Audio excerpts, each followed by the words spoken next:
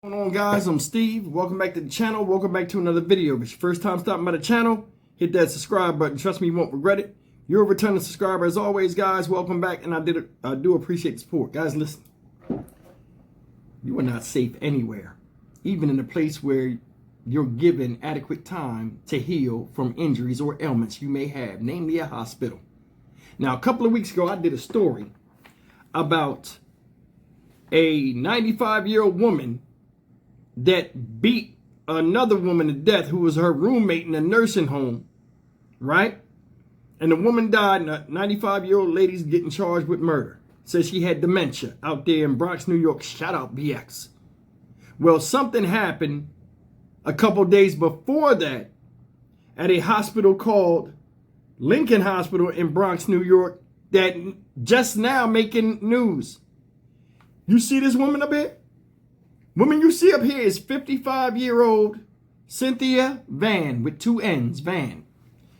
This woman, ladies and gentlemen, went checked into the hospital for a liver ailment and never made it out the hospital. This woman was beaten to death while she slept. Blunt force trauma to the head by her roommate in the hospital room. Now, we don't pick who they put us in the room with. But, man, this is crazy. The person had a violent past. And there's no news out here if that person was caught or not, even though they was in the same room. They only have the information that's out so far that this woman died after getting her head beat in, in a hospital room by somebody that was supposed to be in there healing as well as herself. Take a look at what they got so far. We'll come back with commentary.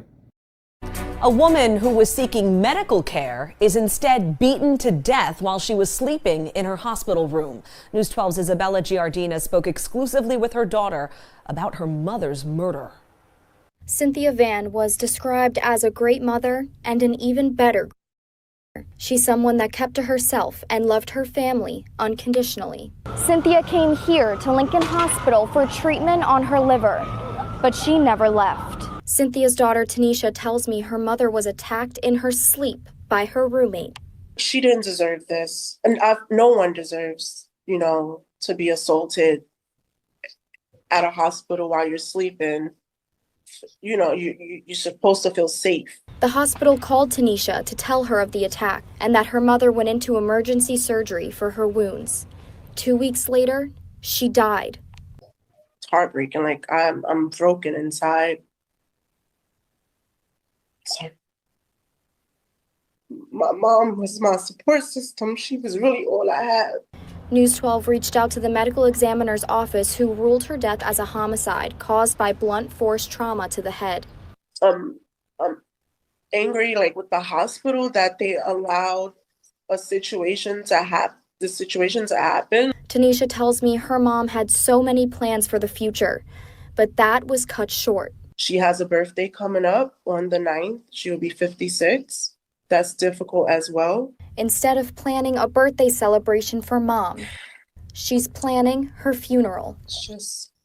She didn't deserve that. News 12 reached out to Lincoln Hospital, but we have not heard back. In Mott Haven, Isabella Giardina, News 12, the Bronx. Okay, guys, that's the story. And may this woman, Cynthia Van, rest in peace. Now, I'm going to be honest with you. That's a lawsuit and a half.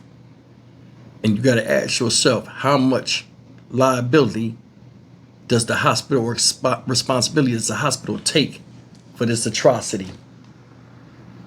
I want you to think about it, because according to reports, this person has not been brought up on charges or arrested. So I don't know if that person beat the hell out of this woman and then just left out the hospital. But I mean, this is just crazy. This is as crazy as it gets, man. Seriously. I'm up here looking. Let me see if I can find some more information on this story.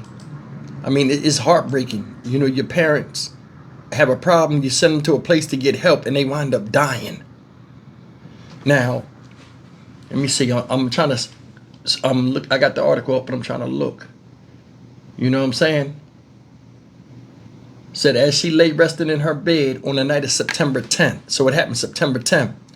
Her roommate launched a violent assault that left her fighting for her life. The roommate has the roommate has been known to have a known history of violent behavior, according to grieving relatives and law enforcement sources. They in trouble. Van sustained devastating blunt force trauma to the head and was rushed into the emergency surgery, but despite doctors' efforts, she succumbed to her injuries 17 days later, dying on September 27th. That's heartbreaking. Seeing that girl on TV, said her mom was a whole support system, and that was taken out. You know, because somebody did something to her in the room that needed help themselves. Now, I mean, things can happen. And a lot of times when you think something ain't going to happen, it does. If this person, I don't know if it's a guy or a girl that attacked her, but they should have had some type of precautions up where that person stays in their room alone. Because you got a history of violent behavior. That's in your records. So somebody messed up or just didn't care. And I think the second part is the reason. You know, I had a wife that worked in the hospital doing, nursing stuff. And she would always tell me how people looked at it as a 9 to 5 and didn't really do their jobs. And there was all kind of patients in there that needed help. They would hit the thing. The people would ignore them. And the people was like, I got 5 minutes to go. I'll leave it for the next shift. Who comes in and has a staff meeting before they even come on the floor. So a lot of times when it's a shift change, there's really nobody out there to really aid people if some kind of tragedy like this happens. I don't know what time it happened, but it shouldn't have happened. Excuse me. Woman's dead. And she was in a hospital that's supposed to take care of her.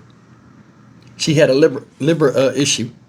She could have went to any hospital, but for some reason she chose to go there, and it shouldn't have costed her life. This right here, it's as sad as it gets, people. But this is the reality out here. I remember in the 70s and 80s, hell, even the 90s, cases like this would make national news. This happened September 10th, and we just now hearing about it. News talking about, oh, they called the hospital and got no reply. Of course, you're not going to get one. Because they are in hot water. This shit falls solely on them. It happened on their watch. They're responsible. Could you imagine anybody, going in the hospital? They already have something you're already concerned about. They go in there. They go and get treatment for that. And the prognosis is good.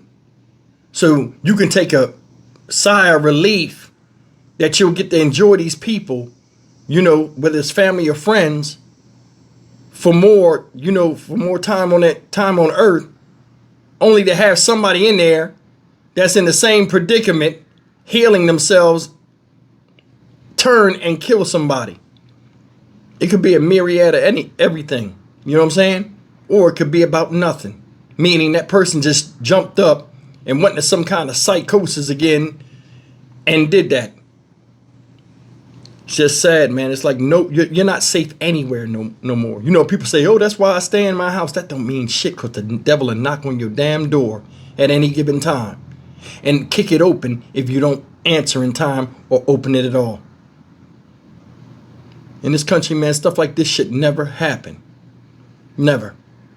But it happens more frequently, and it's almost a common occurrence to get your ass tore out the frame just minding your business or doing something as innocently as sleeping. I'm Stock Market Steve for the Dynamic Reason channel. As always, like, comment, share, and subscribe.